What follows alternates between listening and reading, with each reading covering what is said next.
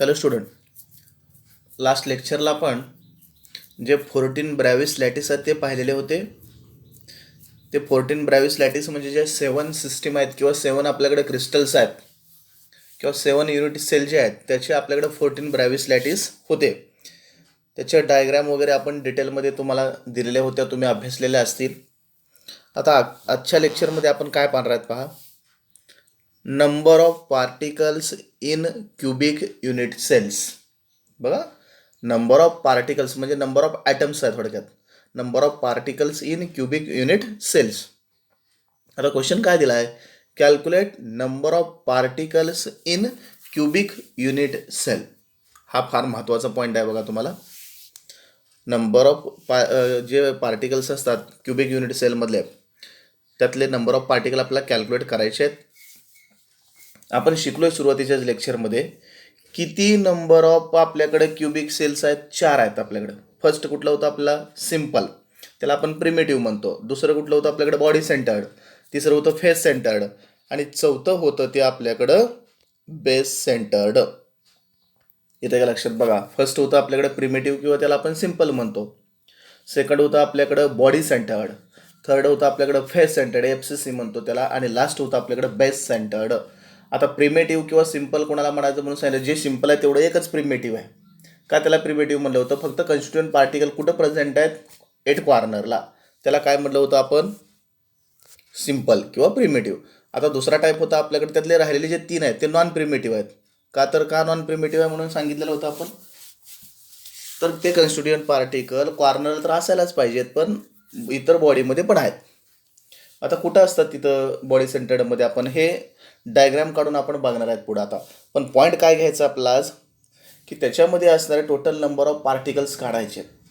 आता for example आपण घेतलं, आता पहिला पॉईंट दिला आपल्याकडे सिम्पल किंवा प्रिमेटिव्ह युनिट सेल, त्याला आपण SC म्हणतो. SC means simple cubic. आता याच्यामध्ये काय माहिती दिली आहे बघा, a simple cubic cell has particles at its 8 corners. बरोबर, पार्टिकल कुठं असतात त्याच्या कॉर्नरला असतात. डायग्राम आपण काढून बघूया. And each corner particle contributes its 1/8 part to the given unit cell. म्हणून पुढं काय दिलं बघा, simple cubic cell has 1/8 into 8 is equal to 1 particle per unit cell. म्हणजे सिम्पल युनिट सेलमध्ये किंवा प्रिमेटिव्हमध्ये फक्त एकच पार्टिकल आहे म्हणून सांगितलंय. कसा तो आपण आता पुढं आपण बघूया डिटेलमध्ये. बघा, आता कुणाला म्हणायचं सिम्पल, डायग्राम काढून आपण बघूया.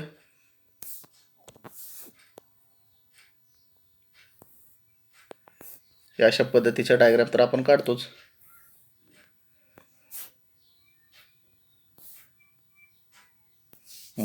आता यातले जे पार्टिकल्स आहेत हे पार्टिकल कुठं असायला पाहिजे म्हणून सांगतो आपण. सिम्पलची कंडिशनच काय आहेत, ओनली प्रेझेंट ॲट कॉर्नर्स. 8 कॉर्नरला 8 कॉर्नर. ही झाली सिम्पलची डायग्राम आपल्याला किंवा प्रिमेटिव्हची. तर याच्यामध्ये आपल्याला आता त्याने काय सांगितलंय, फक्त एकच पार्टिकल आहे म्हणून सांगितलं आहे. बघा काय म्हणतो, एकच पार्टिकल आहेत. आता ह्याच्यामध्ये टोटल नंबर ऑफ ॲटम्स किती आहेत किंवा कन्स्टिट्युएंट पार्टिकल किती आहेत, 8 आहेत. कुठं आहेत ते, प्रत्येकी कॉर्नर आहे. त्यातला प्रत्येक पार्टिकल हा कितीमध्ये कॉन्ट्रीब्यूट होतोय म्हणून सांगितलंय. लक्षात येतंय का बघा, हा फार महत्त्वाचा पॉईंट आहे आपल्याकडं. कॉन्ट्रीब्यूट किती होतोय म्हणून सांगितलंय, 1/8. त्यातला प्रत्येक पार्टिकल हा 1/8. म्हणजे हा जर आपण समजा घेतला इथला वरचा बघा, तर तो कितीमध्ये कॉन्ट्रीब्यूट होतोय, 1/8 मध्ये. म्हणजे त्याचे भाग किती होतात, 8 भाग होतात. म्हणजे एकाचे भाग किती झाले, 8. मग एकाचे जर 8 भाग घेतले तर साधारणपणे आपण कॅल्क्युलेशन केलं तर 0.12 राहील. 12×8 = 96. म्हणजे 12.5 किंवा 13च्या दरम्यान पॉईंटमध्ये येत होतो. येतं का लक्षात बघा. मग आता आपल्याकडं पार्टिकल टोटल किती आहेत, 8 आहेत ना, म्हणून त्याला आपण इंटू 8 केलं टोटल. तर हे किती येतं आपल्याकडं, 1च येणार ना. म्हणजे टोटल नंबर ऑफ पार्टिकल त्याच्यामध्ये किती आले, 1च आला. आता असं म्हणणं सर 8 पार्टिकल आहेत की, 8 आहेत, परंतु त्यातला प्रत्येक किती कॉन्ट्रीब्युट्स होतोय म्हणून सांगितलंय. म्हणजे त्याचं डिवायडेशन किती होतंय, एकाचं. बघा काय म्हणतोय मी, त्यातलं एकाचं डिवायडेशन कितीमध्ये होतंय, 1/8 मध्ये डिवाइड होतो. त्यातला एक प्रत्येकी 1/8 मध्ये जातो. समजा आपण हा घेतला तर त्याचे भाग किती होतात म्हणून सांगितलं, डिवाइड होतो तो 1/8. म्हणजे त्यातला किती झाला तो 0.13 ना किंवा 12. हे असे सगळे बघा बरं 0.12 0.12 किंवा 0.12 0.5 किती येत आहे तेवढं करून बघायचं. बरोबर त्याचं उत्तर सर्वांची बेरीज केली तरी एकच येईल सगळ्यांची 8ची. त्याच्यातला प्रत्येकी एक कितीमध्ये डिवाइड होतोय 1/8. असे पार्टिकल किती आहेत आपल्याकडे टोटल 8 आहेत म्हणून इंटू 8 केलं हे आन्सर किती येतं आपल्याकडे 1. म्हणजे सिम्पल युनिट सेलमध्ये किंवा प्रिमेटिव्हमध्ये टोटल नंबर ऑफ ॲटम्स किती आहेत एक 8 म्हणायचं नाही. अलग लक्षात बघा. मग आता समजा आपण बॉडी सेंटर्डमध्ये गेलो हे 8 असणारच आहेत ना. हे 8चं कॉन्ट्रीब्युशन कितीमध्ये झालं मग एकच झालं ना तो. समजा फेस सेंटर्डमध्ये गेलो ह्या 8चे किती झाले एकच झाले. बरोबर आहे का बघा. समजा आपण बेस सेंटर्डमध्ये गेलो 8चे किती झाले एकच झाले. आता राहिलेलं जे कॅल्क्युलेशन आहे पुढचं ते आपण पुढं बघूया ना. आता लक्षात आलं का बघा. सिम्पलचं कॅल्क्युलेशन किती येतं आपल्याकडं. सिम्पलचं कॅल्क्युलेशन आपल्याकडं तेवढंच यायला पाहिजे. इथं लक्षात बघा. सिम्पलचं कॅल्क्युलेशन आपल्याकडं एक यायला पाहिजे. आता बाकीचं आपण पुढं बघूया काय काय दिले बघा. आता इथं दिले बघा. आता पहिल्याची माहिती आपल्याकडे काय दिली पहा. प्रिमेटिव्हची माहिती दिली का बघा आपलं. हे simple cubic cell has a particle at its 8 corner. 8 कॉर्नरला आहेत and each corner particle contributes its. तो कितीमध्ये डिवाइड होतोय कॉन्ट्रीब्यूट होतोय 1/8 part to the given unit cell. म्हणून पुढे दिले बघा. सिम्पल क्युबिक सेल हॅज त्याचं आपण कॅल्क्युलेशन केलं तर 1/8 इंटू 8. 1/8 म्हणजे काय त्याचं कॉन्ट्रीब्युशन तेवढं होतं. टोटल पार्टिकल किती आहेत into 8 is equal to 1 particle per unit cell. लक्षात. आता पुढचं आपण बघूया लगेच काय बघा. 2 नंबरचं body centred cubic unit cell. आता बॉडी सेंटर्ड कोणाला म्हणायचं हे लगे आपण आता इथं बघूया.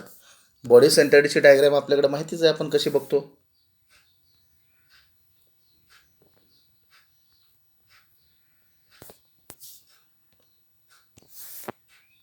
हे अशा पद्धतीचे आपल्याकडे पार्टिकल असायला पाहिजेत. बरोबर. हे जोडून घेऊया. आता ही डायग्राम कुणाची झाली सिम्पलची झाली. बॉडी सेंटर्ड कुणाला म्हणायचं बरोबर या बॉडीच्या सेंटरला असायला पाहिजे. हा झाला बॉडी सेंटर्ड. बरोबर. आधी मला एक सांगा तुम्ही हे सिम्पलचं आपण बघितलंय ना. त्या सिम्पलचं कॅल्क्युलेशन काय येत होतं 1/8 इंटू 8 इज इक्वल टू 1. म्हणजे ते सिम्पलचं म्हणजे हे कॉर्नरचे झाले. आता हे कॉर्नरचे 8चे किती झाले आपल्याकडे एकच झाला ना. आता आणखी एक पार्टिकल आहे आपल्याकडे हा इथला मधला असणारा बॉडीमधला. बरोबर आहे का बघा. सेंटर ऑफ बॉडी म्हणजे हा एक झाला अधिक. बरोबर किती झाले 2. म्हणजे याच्यामध्ये 2 पार्टिकल आहेत. आता जो बॉडी सेंटरचा आहे तो कॉन्ट्रीब्यूट होतच नाही. तो कुठं आहे बरोबर त्याच्या बॉडीच्या सेंटरलाच आहे. तो कुठं त्याच्या फेसेसला वगैरे नाहीच. बरोबर आहे का बघा. तो कुठं आहे त्याच्याबरोबर बॉडीच्या सेंटरलाच आहे. म्हणजे हे जे कॅल्क्युलेशन आहे सुरुवातीचं वरचं आपल्याकडे दिलेलं 1/8 इंटू 1 हे सिम्पलचं तर प्रत्येकाला येणारच आहे. येतं का लक्षात बघा. हे कॅल्क्युलेशन मात्र सर्वांना येणारच. काय येणार तर सिम्पल कॉर्नर तर असतातच आणि जे कॉर्नरला सोडून दुसरीकडे असतील त्याचं कॅल्क्युलेशन फक्त आपल्याकडं वेगळं येतं.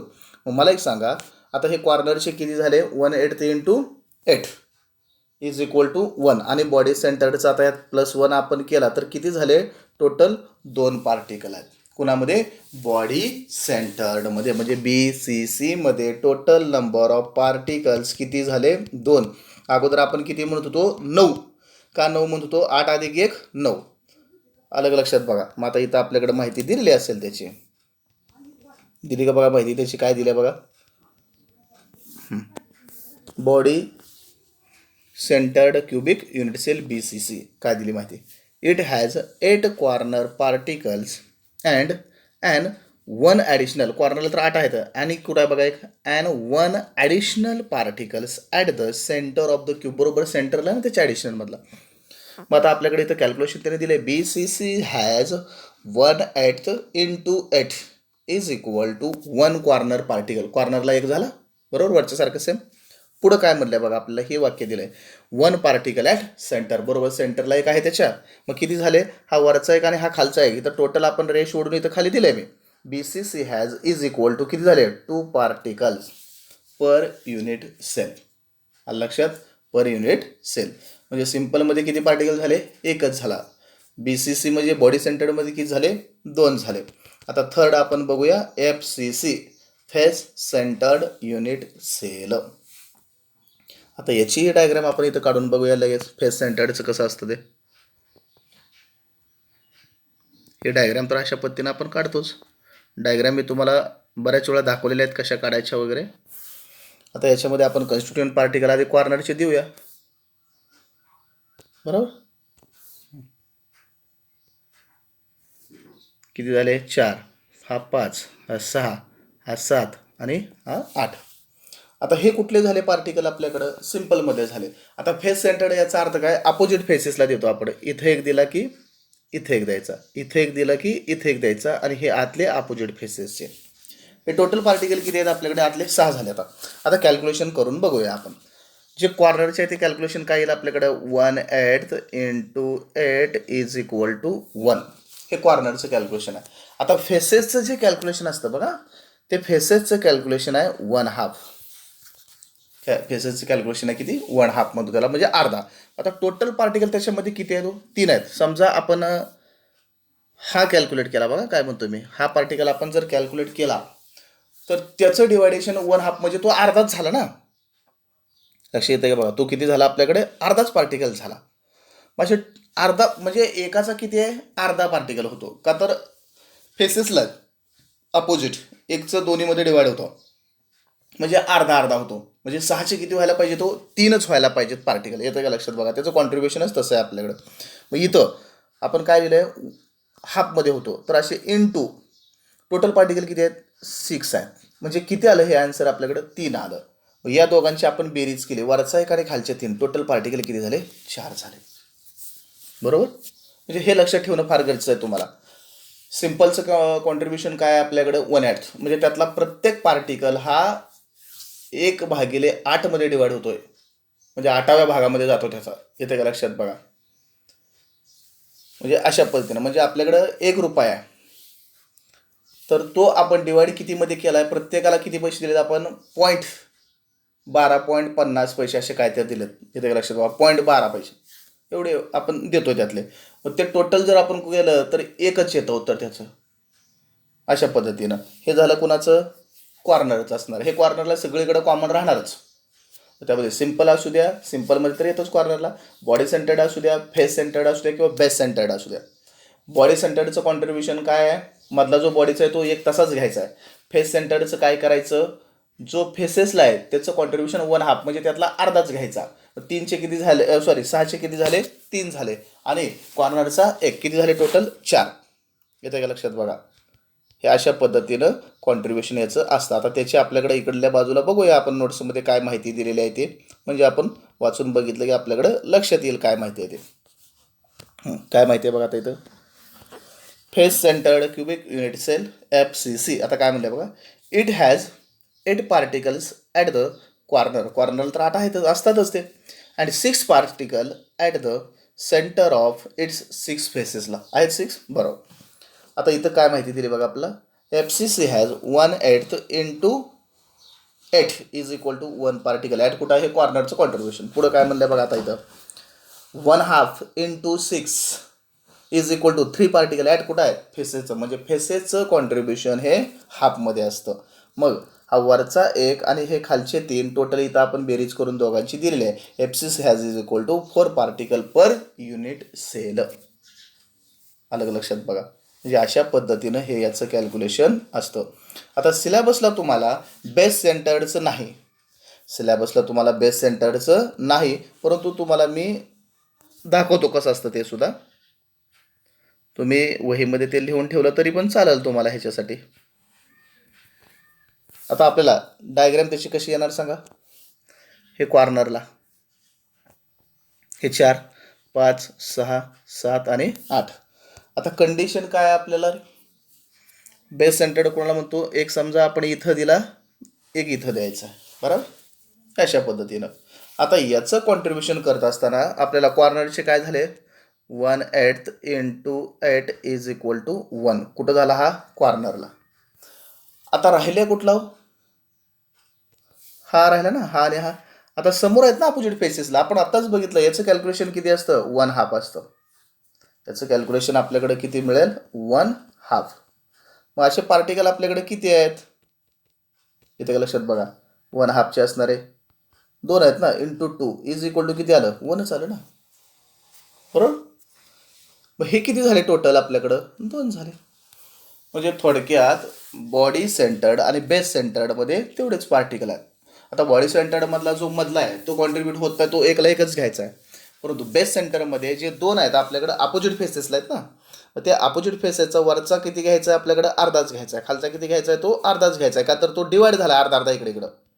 येतं का लक्षात बघा, तो काय झाला डिवाइड आपल्याकडे अर्धा इकडं आणि अर्धा तिकडं झाला आहे. म्हणजे तो एक न घेता अर्धा घ्यायचा. का तर त्याचं कॉन्ट्रीब्युशनच किती आहे आपल्याकडं, 1/2 इंटू 2 का म्हणलं, 2 पार्टिकल आहे, ते किती आलं हे 1 आणि कॉर्नरचा 1. म्हणजे टोटल पार्टिकल याच्यामध्ये किती झाले, 2 झाले. येतं का लक्षात बघा. मग एक लक्षात येतं का बघा आपल्याकडे आता, जर आपण सिम्पल घेतला तर त्याच्यामध्ये टोटल नंबर ऑफ पार्टिकल 1. जर आपण BCC घेतला तर टोटल नंबर ऑफ पार्टिकल 2. कसे, कॉर्नरचा 1 आणि बॉडी सेंटरचा 1. जर आपण FCC घेतलं तर टोटल नंबर ऑफ पार्टिकल 4. कसे, कॉर्नरचा 1 आणि फेसेसचे जे 6 होते त्याचं कॉन्ट्रीब्युशन काय आपल्याकडे 1/2. म्हणजे त्याचं 1/2 केलं 6चं, म्हणजे निम्मे केले तर किती झाले ते 3 आणि 1 4. आणि जर आपण पुन्हा BCC म्हणजे बेस सेंटर्ड जर आपण घेतला तर त्याच्यामध्ये सुद्धा पार्टिकल आपल्याकडे किती मिळतात, 2 मिळतात. हे कॅल्क्युलेशन तुम्ही व्यवस्थित लक्षात ठेवायचं आहे. हे बऱ्यापैकी बोर्डाला किंवा नीट CET आणि JEEला विचारलं जातं. याच्यानुसार क्वेश्चन वगैरे त्याच्यामध्ये असतात. येते का लक्षात बघा. आता याच्यामध्ये काय केलं जातं पुढं, ते आपलं समजा आपण टेट्रागोनल म्हणतो, त्यामध्ये विचारलं जातं body centred tetragonal unit cell. काही म्हणू द्या आपल्याकडं, टेट्रागोनल म्हणू द्या, पुढची 7 नावं आहेत आपल्याकडे 7 क्रिस्टल सिस्टीम, त्यातलं कुठलंही नाव घेऊ द्या, पण त्याच्या अगोदर शब्द काय लावला जातो, सिम्पल आहे का बॉडी सेंटर्ड आहे का फेस सेंटर्ड आहे. म्हणजे या नावावर आपल्याला लगेच कळतं. बॉडी सेंटर्ड म्हणलं की काय, 8 कॉर्नरला आणि 1 बॉडीमध्ये.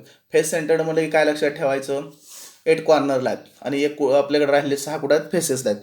हे व्यवस्थित असं लक्षातच ठेवायचं. पुढचं नाव काही येऊ द्या, फक्त सुरुवातीचं जे नाव येतं, सिम्पल प्रिमेटिव्ह दिला आहे का बॉडी सेंटर्ड दिला आहे का फेस सेंटर्ड दिलं आहे का बेस सेंटर्ड दिलं आहे, याच्यानुसार हे आपल्याकडे सर्व कॅल्क्युलेट करता येतं.